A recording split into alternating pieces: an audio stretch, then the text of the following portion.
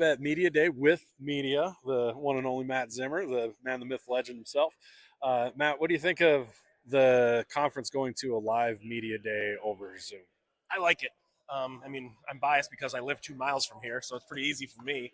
But I think it's great. It's good. I think, in July when you start seeing like the Big 12 media days and the SEC media days and all the attention it gets, like on national media, you go, oh yeah, like college football's starting, and I can see why the conference would say, why wouldn't we do that?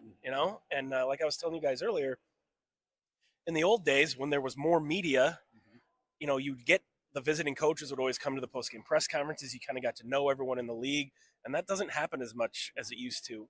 So this is a chance to get to talk to Nick Hill, to get to talk to Doug Phillips, to get to talk to players from the other conference, and kind of get some outside perspectives and get out of your silo a little bit, where you're always talking to the Jacks and the Coyotes all the time.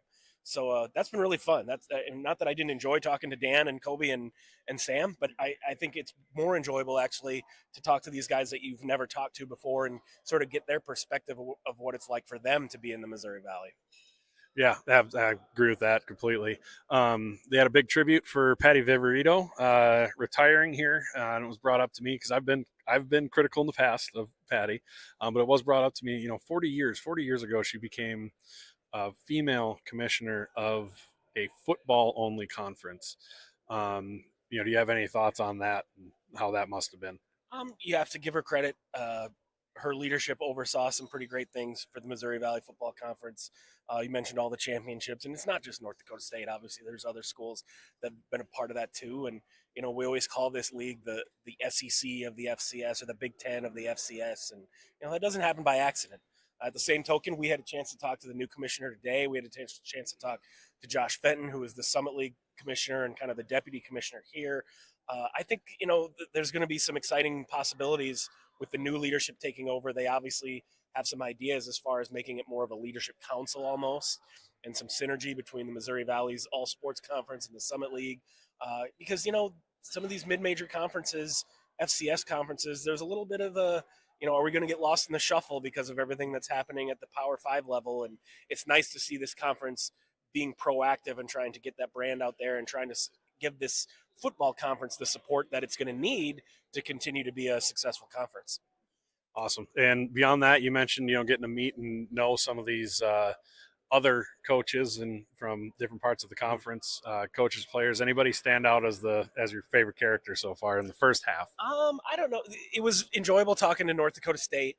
Tim Polasek, very animated, and both of their players, Bryce Lance and Landon Kopp.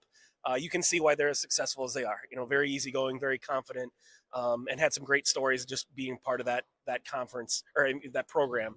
That's one of the fun things about that rivalry. I know, for the fans, it's a very heated rivalry, and there's a lot of we hate that side and that side.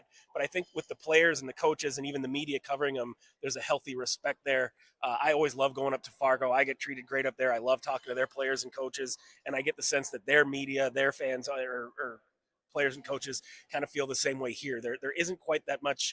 I'm not gonna say they like each other, that it's a friendly rivalry. That would be going too far, but there's definitely a healthy respect there. Right on. Hey, thanks a lot for joining us, man. I know you're working, so appreciate it. Hope you're handling your first media day all right. Around. All right, here we are. Wow.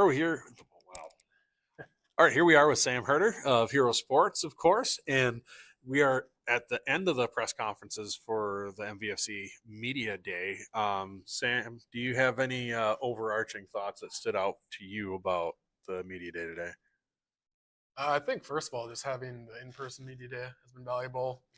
To sit across from players and coaches and be able to talk to them, I thought was exciting. A couple of coaches mentioned it as well, that this part of the off season, it's all about positivity, optimism. All the coaches feel good about their team, think they're going to be an improved team. But sometimes you kind of dive a little bit deeper, and some even specify like our squats are up, our weights are where we need them to be, if not a bit more. So just kind of interesting perspective to hear them talk about the off season. Yeah, 4 new coaches in the conference. Any of them stick out from a media perspective on Media Day? I thought Coach Johansson was really good. I think that's the first time I've heard him speak in a setting like this, and but I know of him. He's a football guy, right? He wants to do all the football things, and so to see him up here, I thought he carried himself really well. And then with all the turnover at South Dakota State, but we know they have a lot of talent. USD had the same thing, bunch of turnover, but we know they have a lot of talent. NDSU's NDSU, but they still have a new quarterback coming in. But on the flip side, you've got Tommy Rittenhouse and a bunch of guys coming back at Illinois State. Southern Illinois gets DJ Williams back after the injury, and they looked phenomenal when they had him next year. Do you think this might be the best the Valley's been in quite some time? I think so. I'm trying to compare it to some previous years. I know there's been some really good years in the mid 2010s, but it does seem like, I can't remember if it was last year or 2 years ago, we did talk a little bit about how it seems like the Valley was kind of down a little bit. Meanwhile, the Big Sky was trending up. To me, it seems like it's kind of opposite this year, where there are a lot more questions within the Big Sky. Whereas the Missouri Valley Football Conference, there's a lot of questions, but you still look at the core nucleus of teams. And I think there's a lot of positivity around the Valley football right now, especially with, even you look at some of the quarterbacks that are coming back, but even with, like, we'll say South Dakota State and North Dakota State, new starting quarterbacks, but the core of their team, I still think is pretty solid. Even though a lot of people talk about what NDSU lost in the transfer portal, a lot of people talk about what South Dakota State lost, but doing the previews for both of those teams, you see there's a lot more guys coming back than maybe you realize. Like, there's 6 or 7 South Dakota State defensive linemen that have all played 200 more snaps from last year. Like, that's a lot of snaps when you take it all into totality. So I do think the Valley seems to be trending up this year, and it seems like this could be one of the better years for the conference. And one last thing, a personal one on this one. How much of a headache was it to try to plan a wedding while opt-in, opt-out was going on in conference movement? That must have been a nightmare. Yeah, it was, especially that last week of June.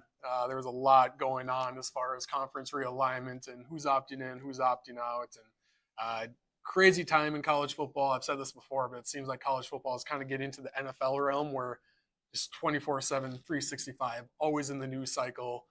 Even today, we had Memphis come out of nowhere. They didn't say it, but it was reported that they're trying to get money in to join the Big 12. So there's always news going on.